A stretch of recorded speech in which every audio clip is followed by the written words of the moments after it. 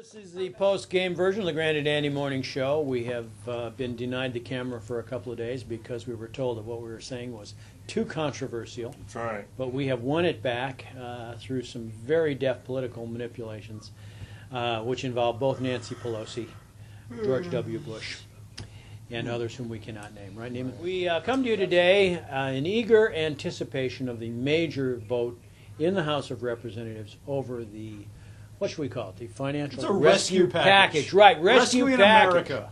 That's Rescuing right. Main Street from the collapse that could be upon them. That's right. Putting the final nail in the coffin of Main Street America. Is the way I No, look there at are more it. nails to come. Trust me on this.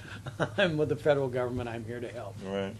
However, so far, the consensus on the Grandy and Andy morning show, and we'll leave this debate open on our website, is that this should not pass in our lifetime. That's right. Should not. Let the chips fall where they may. Hopefully you'll be around to pick up one or two little nuggets to get you through this.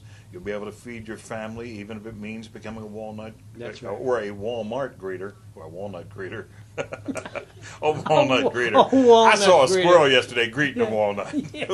That's what made me become confused over this. Hi, little squirrel. What I'm Andy Parks. Wachovia failed today, right? No. Well, No. They don't want you to believe that. They were purchased by Citi. It was an acquisition. It was. Isn't the, I could be wrong about this, but I'm pretty sure it's Philadelphia where the stadiums, it used to be called the Spectrum, and then they built a couple of them. It's now the Wachovia Center. So I have to come because before it was the Wachovia Center, it used to be the First Union Center. There were two of them, and it was FU and FU2. That's what they used to call it in Philadelphia. Okay. So then they could go back to FU. So how many more FUs have we got? All right, so we expected this. Citicorp jumped in. Citicorp finally buys them brought out. up Wachovia. We thought it was going to be Wells Fargo, but it wound up being Citicorp. Okay. So what does that mean? That means that the private sector is taking care of it on its own? Well, Is that what it means? you do realize that they got a sweetheart deal. J.P. Morgan Chase got a sweetheart deal, and so did Citi today. I mean, it was.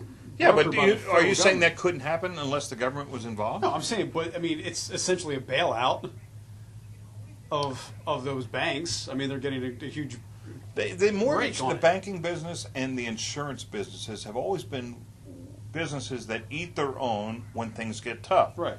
For the overall good of the business. So what's different about this?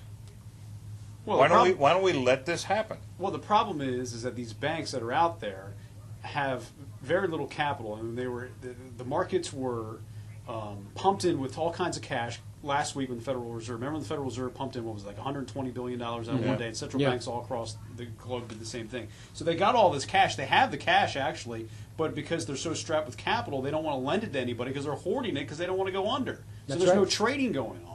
So these banks will lend to other banks, and if a business wants a loan, they have to pay a really high rate, or they have to have like superior credit score in order to get the money from these banks. They're not handing out money. So there's no All right, growth so right the now in government system. steps in, bails out the bad paper, they take that and they move it over here, which allows Right. the banks to do business as normal. Right. But business as normal is what got them into the trouble in the first Well, place. hopefully they won't be doing business as normal. But business as normal was defined as buying these risky financial instruments, these derivatives, Right. these hedge funds. And so now we're going to private be equity assured funds. that won't happen. No, we're not assured of that Oh, at I all. see.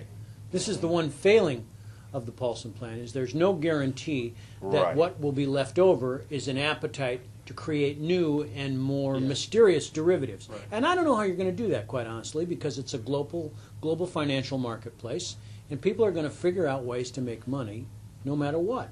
Yeah. And yes, they are all scam artists. That's otherwise known as betting on the future. The one problem with this bailout plan that I see, and maybe it's something that the administration can do or the next administration can do, is they have to somehow stimulate growth in the economy. This doesn't stimulate growth. This just goes back to the status quo. Well, the argument there is you re-stimulate growth if you allow credit markets to open up again. But how confident will they Stimulus be? package. That's right. Wait a minute. How big would that stimulus package have to be? By the way, one of the things we have not concentrated on, and I'd like to devote the entire 4 hours to tomorrow, is what impact will this have on the future of Broadway shows? Right. Stay with us. We'll be back tomorrow to answer that Right. question. Hey, and I'd like to say a special goodbye to Paul Newman. Bye. That's just wrong.